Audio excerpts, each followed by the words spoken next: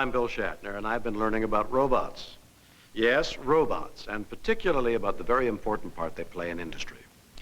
I want to share with you some of the things I've learned.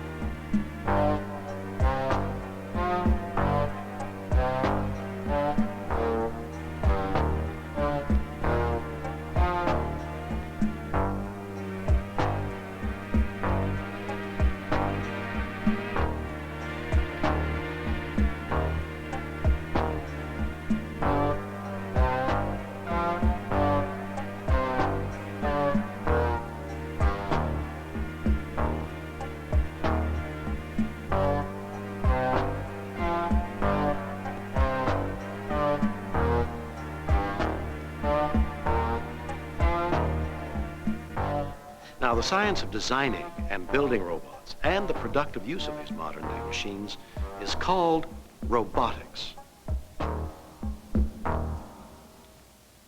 Robotics.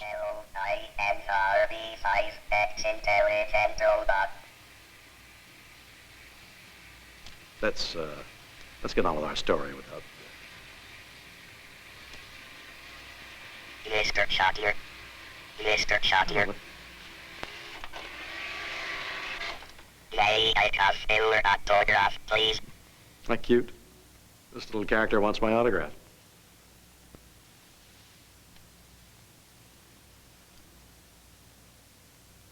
You know, when most people think about robot, they very possibly visualize something like this one. Or maybe a larger edition of the same thing.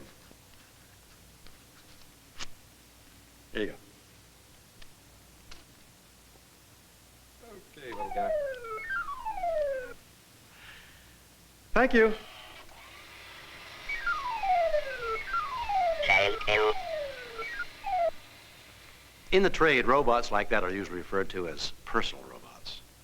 They're amusing, they're entertaining, and they can be programmed to do a number of useful things around the house. Program, that's the key word, and you'll hear it a lot today. 7 minus 6. But this type of robot is already playing a much larger and more important part in education. That is incorrect. Computer and microprocessors are not new in the classroom, but when a programmable educational robot is added, the study of computer science takes on a new perspective. Ideas are transformed into action. Your answer for 11 minus 7 is 4. You are correct. But that's an entirely different story. We're going to talk about industrial robots, the steel-collar workers of today. And we'll begin right over here with a robot that meets the most often used and very official-sounding definition of industrial robot. Are you ready for this? Industrial robot. A reprogrammable, multifunctional manipulator. There's more to the definition of industrial robot, but that'll do for now. All right, buddy, let's hold it, please. Industrial robots come in a wide variety of shapes and sizes. This is a typical computer-controlled robot with 6 different movements or degrees of freedom. Some industrial robots have fewer degrees of freedom. A few have even more. Okay. The first degree of freedom, the arm sweep. It's like turning your whole body when you want to reach something that's directly behind you. Second degree of freedom, the shoulder swivel. Here's the third degree of freedom, the elbow extension.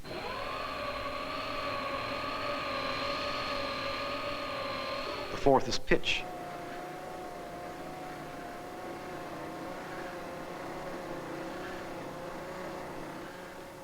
And the fifth degree of freedom is yaw.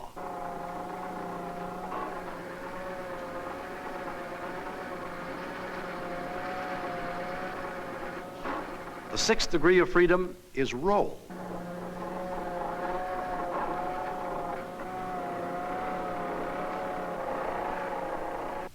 pitch and yaw and roll together. That's like the human wrist, right?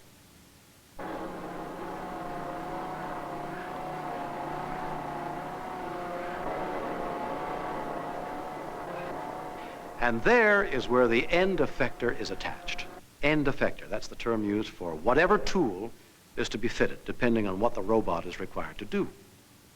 Now, that tool, that end effector, could be a riveting gun, a screwdriver, a welding tool, a cutting torch, an inspection device, an adhesive applicator, a laser gun, a paint sprayer, even suction cups, so that the robot can handle flat items such as sheets of glass. To this robot, we have added a standard grasping device, an end effector. It might be used in an assembly operation, or to load or unload a machine tool, or it might be used to fetch the fire extinguisher. Thanks, but no thanks. Body, swivel, shoulder, elbow, wrist, hand. What other comparisons to our human anatomy do we have? Well, the power supply for this all-electric robot's motors and relays and feedbacks could be compared to our human nervous system. And if our robot can be said to have a brain, it's right there in the cabinet housing the computer control system. Everything the robot has done was previously programmed right there. Okay. We're ready for some examples of robotics in action, such as the installation of electronic components in circuit boards.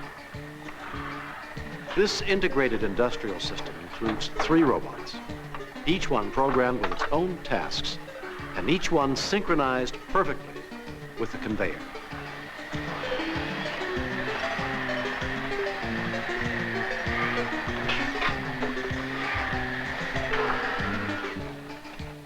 At the end of the line, the population of each circuit board will be complete, with automatic inspection included.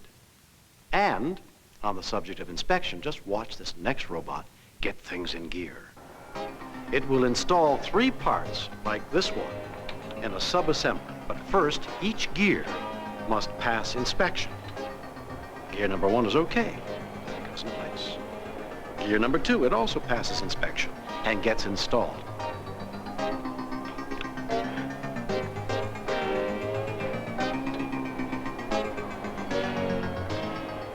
What's this? A defective part? Down the drain. Get another number 3 gear. Inspect it and install it. And finally, let's give it a whirl. Now, those robots weren't working alone. They were programmed to work with other robots and with conveyors and even with inspection systems. A further step is for the industrial robot to interface with other kinds of automated machines. For more about that, we'll visit the National Bureau of Standards. The scope of this busy bureau in the fields of research and testing is very, very big. One part, the Automated Manufacturing Research Facility, is designed to help manufacturers improve productivity and quality through better use of automated machine tools and robots. A principal aim is to standardize the control systems, the links between robots and other automated machines, so they operate together as one unit, a workstation or cell. Let's take just 1 minute for a simplified overview of an automated workstation in operation. There are 3 principal units involved: an automated cart, a vision-equipped robot, and an automated machining center.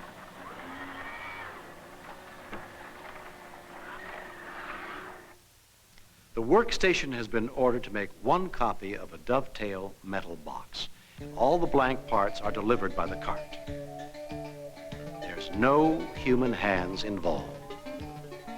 The only person you'll see is a research engineer keeping tabs on this experimental project. we'll just take the time to machine the top of the box. There's no need for a step-by-step description, but I think it is important to talk briefly about how it works.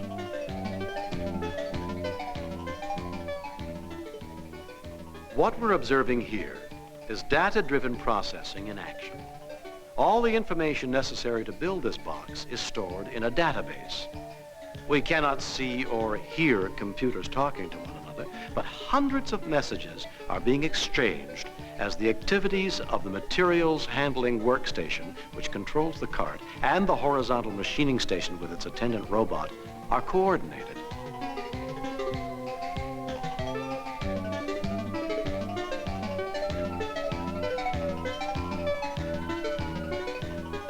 When both sides of the box top have been machined, the robot moves to the blank parts tray for the second piece to be processed.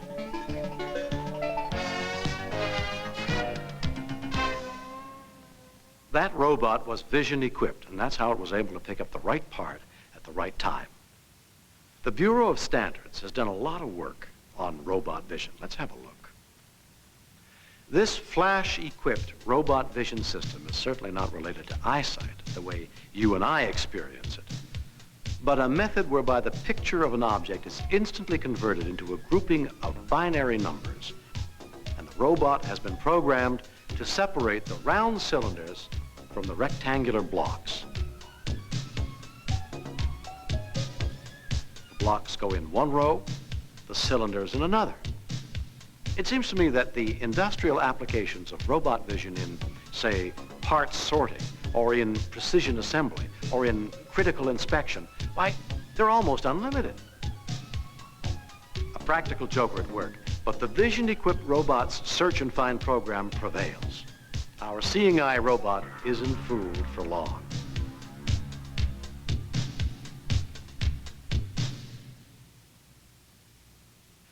How about a sense of touch? How about equipping our robot with tactile sensory devices so it can tell hot from cold, or be instructed to grip firmly or very, very gently? Built into this gripper mechanism are sensitive areas that feed back pressure information to the robot control. And yes, that is a fresh, raw egg. If there's any doubt in your mind, well, scrambled egg, anyone? Well, now let's get back to the serious business of the steel collar worker, the industrial robot, and the many things that it can do.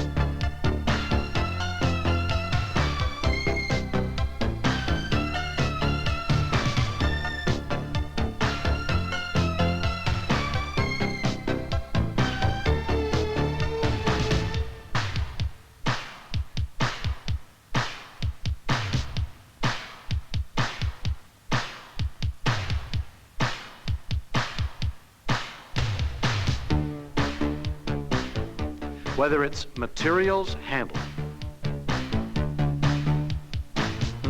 or a relatively simple pick-and-place application,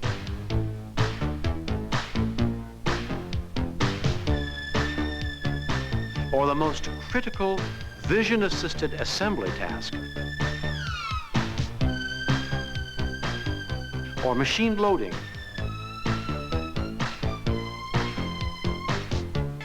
or welding, all kinds of welding, or soldering a tiny circuit board with watchmaker's precision,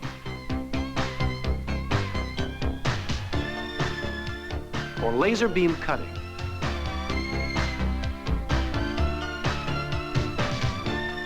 or a TV-monitored multi-stage inspection process.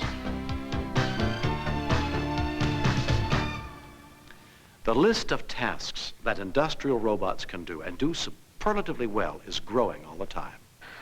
And the manufacturing engineers, those production line specialists, they will be the very first to tell you that the robot's #1 job is to work in conjunction with other equipment. That robots in industry are just one of the elements that make up an automated single machine workstation, or one of these more extensive systems made up of several machines and robots working together. Whatever the job, the robot is at its best when it is a fully integrated part of a workstation or work cell. Speaking for myself, I'm impressed. The assembly of an automobile engine, done efficiently, done accurately, and automatically, right to the point where the completed engine is ready for delivery to the factory floor, and robotics made it possible. What kind of an act have we got to follow that one? Easy. Let's build the whole automobile. This automobile assembly plant boasts 2.5 million square feet of floor space. You'd never know it because just about every foot is crowded with equipment devoted to the production line. Platoons of our robot friends help turn out about 1,000 new cars each and every working day, with capacity for a whole lot more whenever needed. There's 10 miles of conveyors, and if it's more robots you're looking for, here's some of them right here.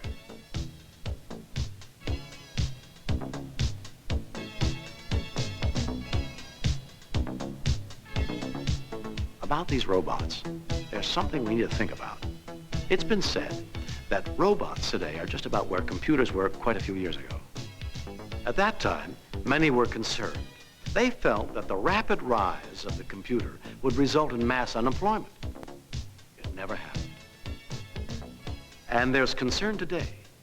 Do these robots pose some kind of threat to human employment? Robotics seem to point the way toward increased production and improved product quality without corresponding increases in manufacturing costs. Now, if that's true, it could lead to a very real improvement in the overall economy. And if that should come to pass, why, there ought to be more employment opportunities in that expanding economy, not less. And speaking of what lies ahead, what about the future for robotics? There seems to be no limit. Let your imagination run wild. How about intelligent robots? Artificial intelligence. Human-like intelligence functions for robots such as learning, adapting, reasoning, and self-correction. They're here today. They'll be commonplace tomorrow. As for me, I'd rather think about today, about how robots are performing boring, endlessly repetitive assembly work, how they're working with toxic chemicals, and in paint booths, neither place a particularly suitable environment for a human being. How they're relieving us of many of the hard, hot, heavy jobs, and the dirty and often dangerous work that not many of us ever really want to do. So what can robotics really mean to us all? Well, it can mean freedom from drudgery. It can mean increased productivity and better quality, leading to an improved economy. And maybe that implies an improvement in the human condition. Perhaps robotics can lead to a better life for all of us. I know what I think. How about you?